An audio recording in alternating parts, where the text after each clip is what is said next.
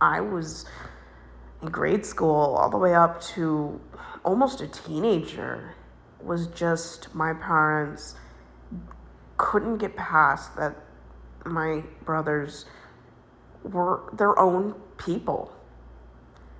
They had their own autonomy.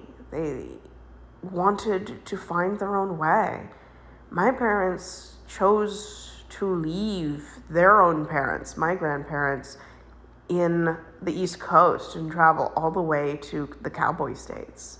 I mean, they chose to upend and leave, like move 3,000 miles away from Ohio to Montana. And that was something shocking in the late 70s, early 80s. Like, that was not something that people at that time or in that kind of environment did. It was very, not traumatic, but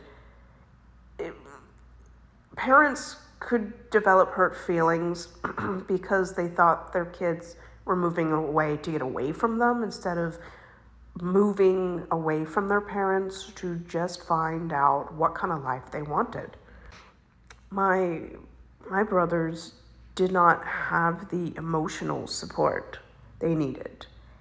My parents had a very rigid expectation.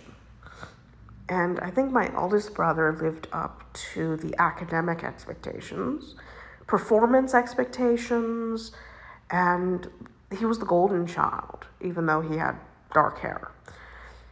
The second eldest, who joined the military, he was smart, but he was not the golden child. He did not live up to their academic expectations, social expectations, religious expectations. He rejected religion. And was it in its entirety? Probably not. You can't go from being fundamentalist Christian to being an atheist, like, overnight. It's impossible. And you can't go from complete indoctrination and isolation and just flip a switch. If he did become an atheist, and I haven't talked to him in 10 years, if he did become an atheist, it probably took a long time to transition from God is everywhere to there is no God. I mean, when I became an atheist, it took months to flip that switch. And even then, it took almost 6 years from stop going to church to even being open